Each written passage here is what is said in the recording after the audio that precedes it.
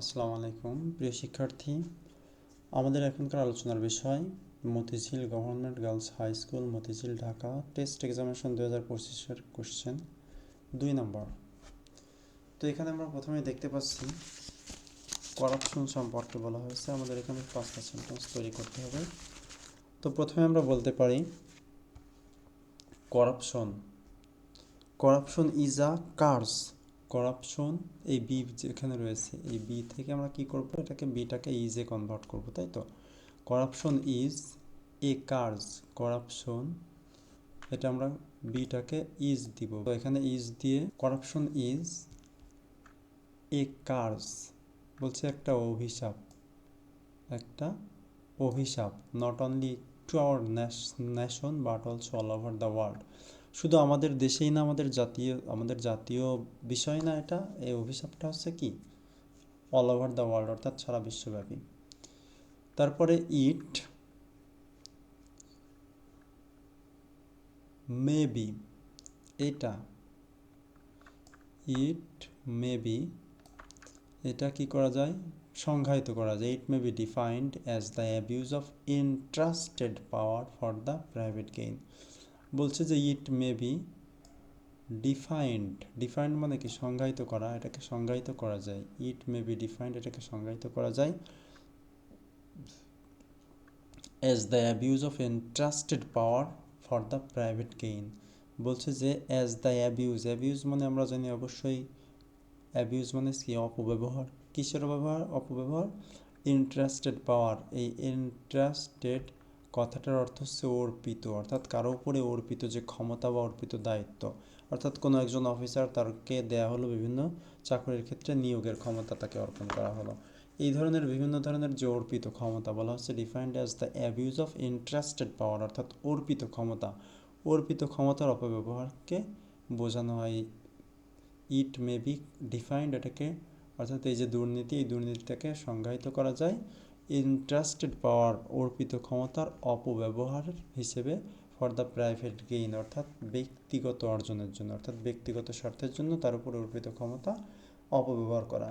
কেউ যদি একটা চাকরি মেধার দিক না তাকায়, যদি 20 লাখ 25 লাখ 30 লাখ টাকা নিয়ে সে নিজের স্বার্থ হাসিল করে নিয়ে একজন দেখা যাচ্ছে যে অযোগ্য ব্যক্তিকে দিয়ে দিল, বা একজন নিজের মামু খালু আত্মীয় স্বজন দেখে দিয়ে দিল, তাহলে এটা কি তার উপর অর্পিত যে ক্ষমতা সেটার অপব্যবহার করা হলো। তাহলে ইট অকার্স, সেটা ঘটে in both public and private sector, সেটা সরকারি এবং বেসরকারি উভয় ক্ষেত্রেই ঘটে। তারপর আমরা বলবো আওয়ার গভর্নমেন্ট, আমাদের সরকার কি করছে, ইজ ট্রাইং, চেষ্টা করছে। তাহলে hour government is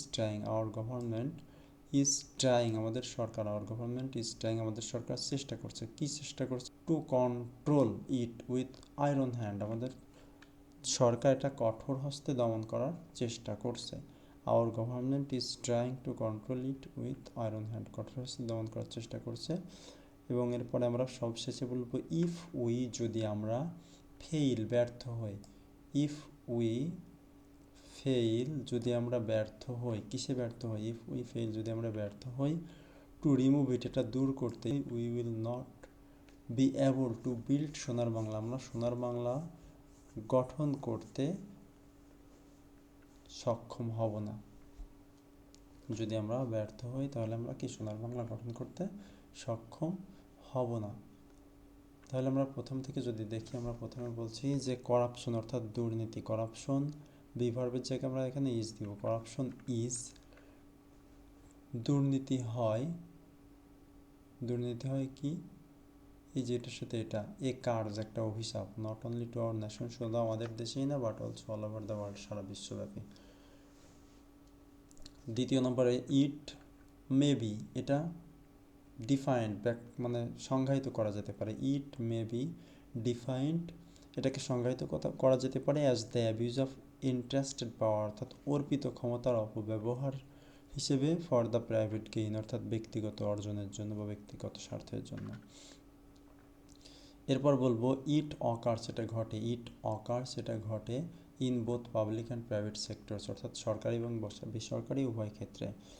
our government, আমাদের সরকার, ইজ ট্রাইং, চেষ্টা করছে। তাহলে আওয়ার গভর্নমেন্ট, আমাদের সরকার, ইজ ট্রাইং, চেষ্টা করছে টু কন্ট্রোল ইট, এটা নিয়ন্ত্রণ করতে উইথ আয়রন হ্যান্ড, কঠোর হস্তে।